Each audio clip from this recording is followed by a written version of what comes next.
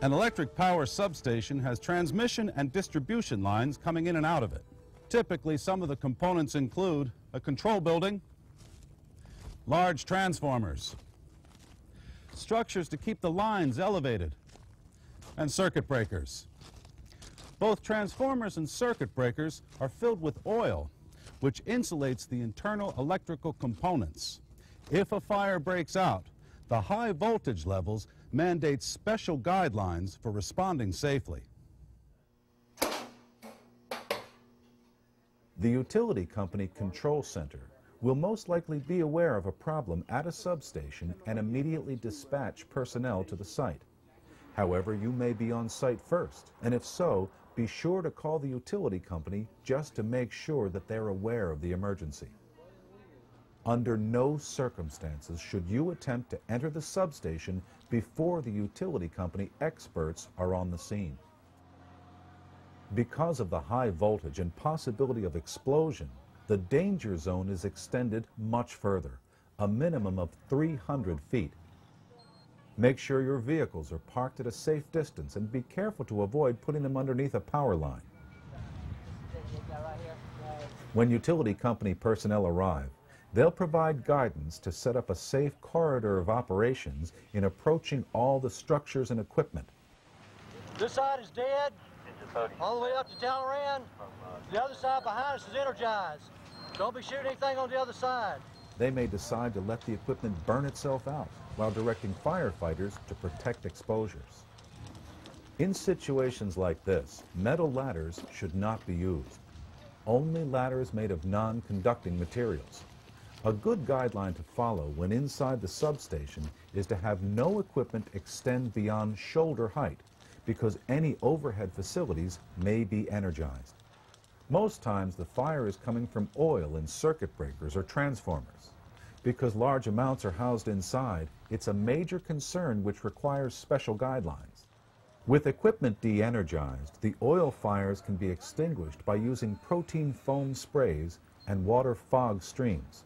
Never use a solid stream of water on oil or any pools of oil, which could actually spread the fire. However, the fire may continue burning inside the equipment. Reignition is not uncommon, and the oil may burn for an extended period of time. Burning could start and stop for days. Be aware that the oil vapors are also capable of exploding. So full PPE and safe distances from equipment need to be maintained. The utility company may de-energize only the affected section within the substation, choosing to keep as many customers as possible in service. A big problem was a lot of stuff was energized when we arrived. So we had to wait on the electric authority to verify that this was de-energized. They were able to de-energize this bank that we're under, but not totally the entire facility here. We marked off an area we felt safe to put foam and our Purple K dry powder extinguishers, try to knock it down. As previously stated, equipment which has been severely damaged by fire most likely will not be repaired, and the utility company doesn't want anyone being injured in trying to save it.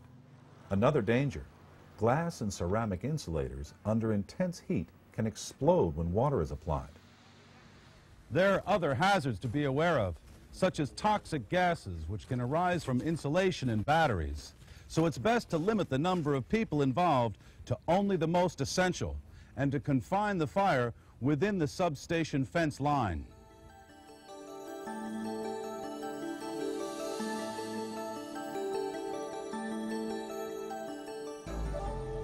These huge transmission towers are constructed in right-of-way corridors, which isolate them from traffic, construction, and trees. Even so, a large fire and smoke can extend upward far enough to present a different and dangerous scenario. At a distance of approximately 6 feet, with enough heat, the particles of smoke can trigger arcing, with an intense burst of electrical energy flashing to the ground. So when you recognize these conditions forming, put at least 100 feet of distance between you and the fire. As shown earlier, a tree in contact with an electric line can be energized, as well as the ground around it.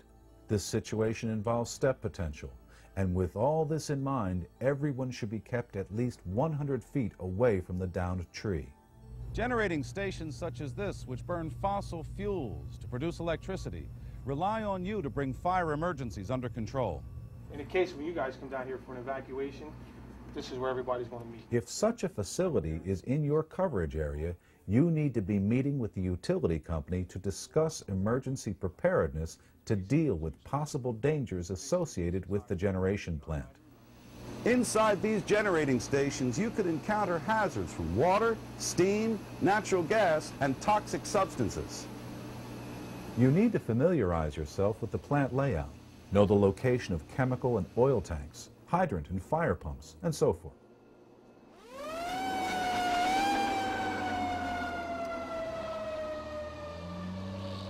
If a fire starts in a generating plant, you'll be met by a utility company specialist.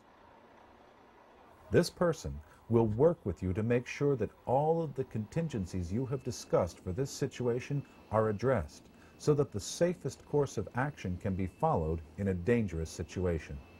Power plants use some of the same equipment as found in a substation. The same guidelines apply in carrying tools and equipment. Be sure to keep everything at shoulder height or below.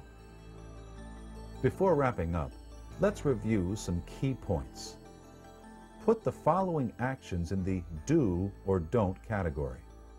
Leave power on as long as possible to provide visibility in fighting a structural fire. Do. Handle wires only when wearing approved safety insulation gloves. Don't.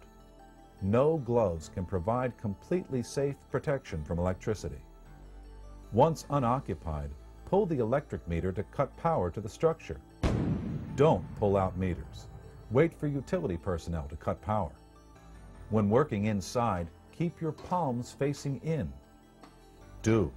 A shock will contract your muscles, moving your limbs away from the source. If you have the proper equipment, cut the service line to de-energize the structure. Don't. Leave this to the utility company. If you can locate a breaker box or panel, turn the main off here. Do.